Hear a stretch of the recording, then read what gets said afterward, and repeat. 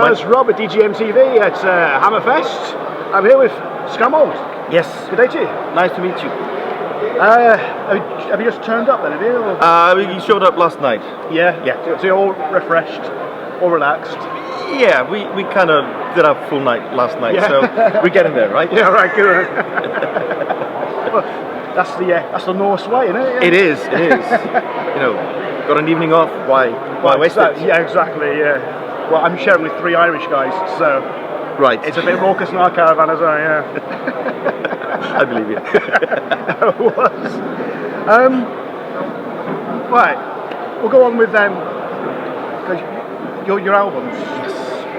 They're grand story, or has it been tiny stories with big characters, or was one of the quotes I picked up on? Well, that's the most recent one. Yeah. That's it.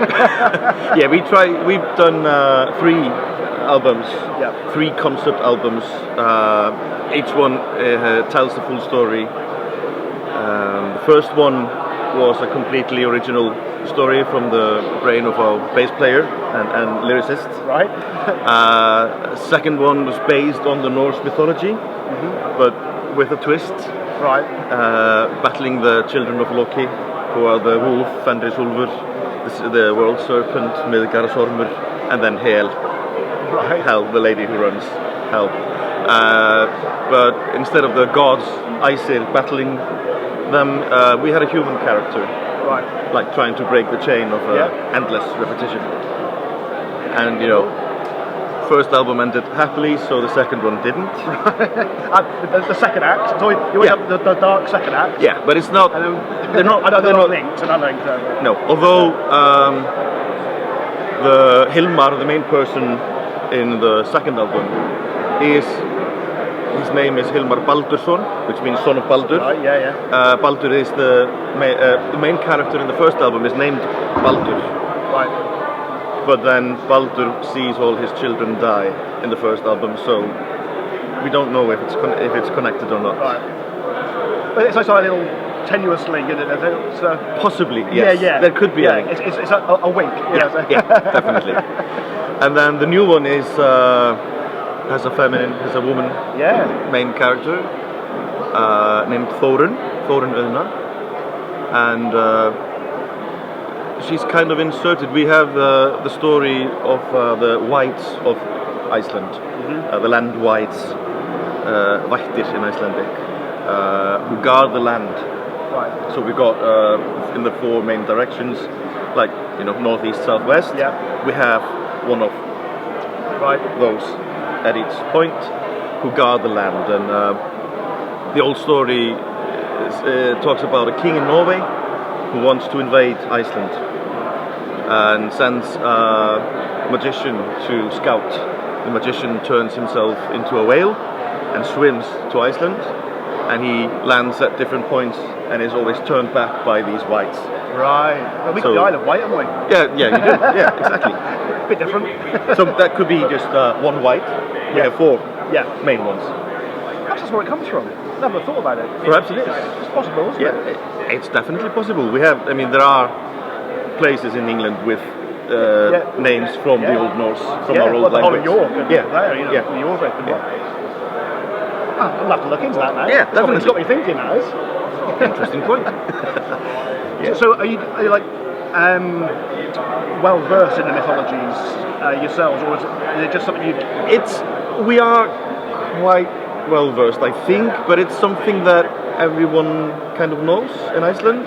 It's part of our heritage, and it's been put forth in comic books and different media or different styles, and it's just kind of I guess general knowledge.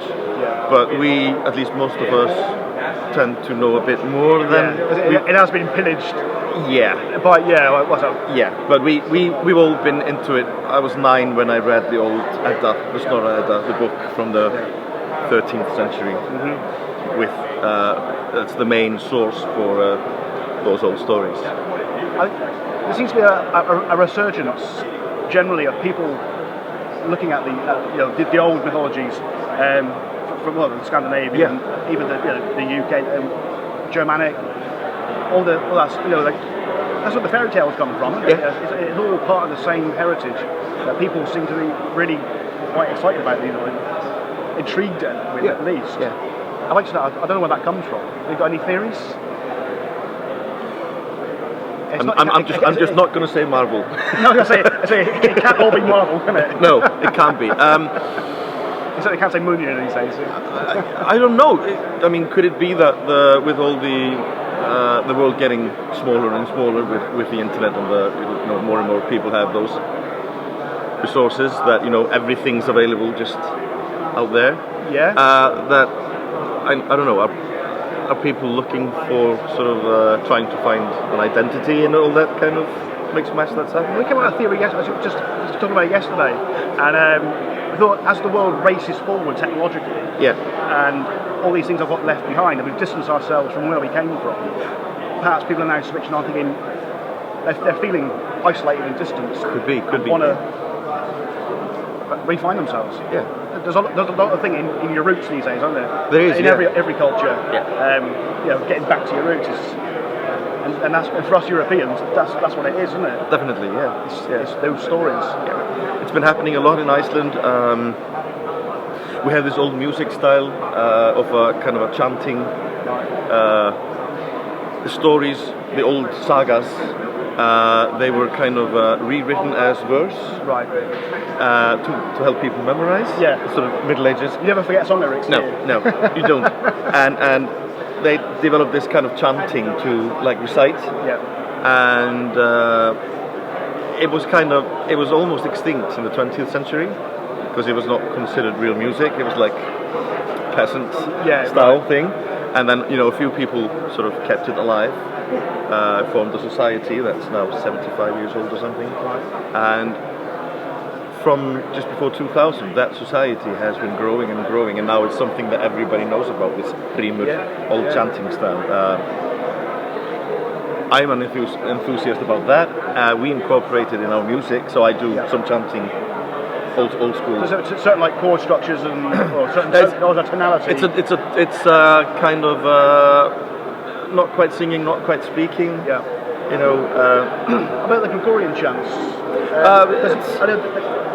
That was I think that's how it started, and then you have more and more melodies. So and then you have different styles. Yeah. I'll do an example, if you don't mind. Yeah, please. So we have if the story is fast moving, so that there's a lot of action happening, you do a simple melody. I'll do a dirty verse, just like Í því lindin brókar brast berla undir hyrja, hvort hann lagðist hversu fast hér má enginn spyrja. So it's a kind of a very simple. Just get the words out, but then you can sort of show off your kind of vocal ability and do a way more complicated. Í því lindin brókar brast berla undir hyrja, hvort hann lagðist hversu fast, hér má enginn spyrja. That kind of right. There's a lot more melody. So it differs.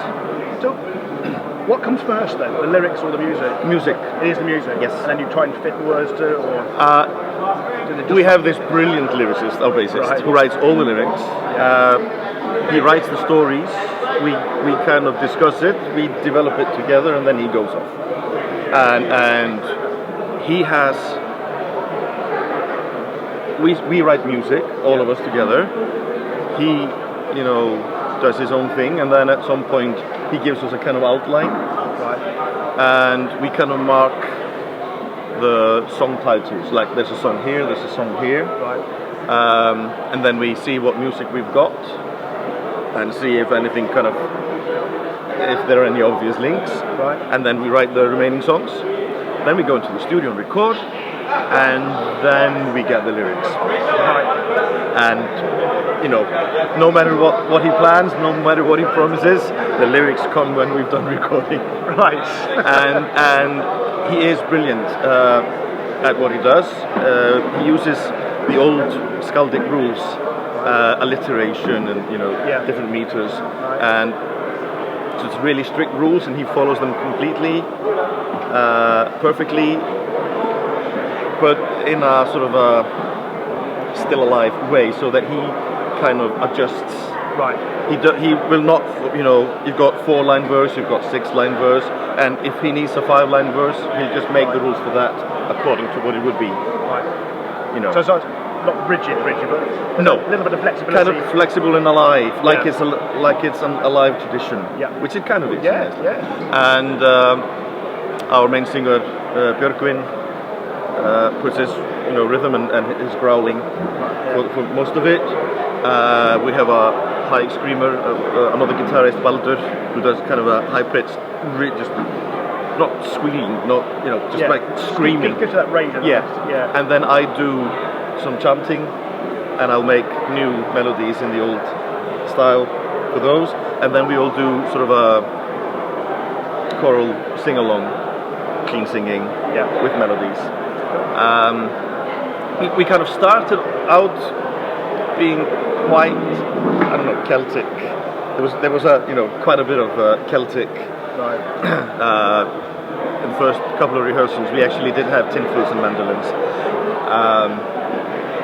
And then we sort of very quickly changed that into 3 guitars, and I play keyboards, sort of not synths but kind of pipe organ, big pipe organ, and then I also play the oboe, and that's the only kind of folky instrument, although oboe is not folky. This is unbound the one with loops and lyres and exactly, penny whistles and all sorts. And I just play that live in the studio, record it, and then I'm doing MIDI oboe things, and we've kind of integrated our sort of the chanting, the parallel fifths singing, just kind of stems from the Gregorian chant.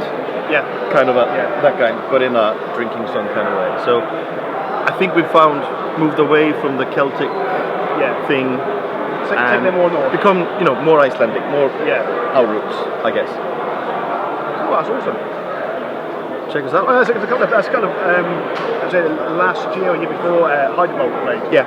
And I was there to shoot them, and I spent the whole set just completely enthralled and completely soaked up in it, which is awesome. Yeah. But it just sucks you in, doesn't it? So it does. I'm hoping to get down for your sets of that. So what's the future plan? Once you leave Wales. Yeah. We kind of we're playing back home a bit now. Right. We just come back from Southern Eastern European tour, supporting Helveti. Oh yeah. With Windrose from Italy opening. That was like 2.5 weeks. Just before Christmas, we did November, December. We did 7 weeks with Helveti and Arkona, and we were the openers. So now we're playing back home for a while. This is the headline then, is it? Yeah. Just real. Sometimes with an opener or like support band, but mostly it's just us, and we're just playing our songs. We are looking. We have a few festivals in the summer around Europe, France, Poland, Czech Republic. Nothing back in the UK. No, not this summer. That's a simple answer, isn't it? Yeah. Sorry about that. And then we are looking into tours for next winter. Nothing official, nothing decided yet. But we're looking into new things. Oh, that's just teasing now, isn't it? Yeah, it is. It has to be. New things. Oh yeah, thanks. Yeah, nothing confirmed. So. No scoops now. Nothing's been confirmed. Well, it's been lovely, Chan. Thank you for taking the time to speak to us. Thank you. And hopefully I'll get down to the Hammerfest stage. Excellent. Hopefully. See you there. People keep talking to me. Sorry. Thank you very much. Thank you.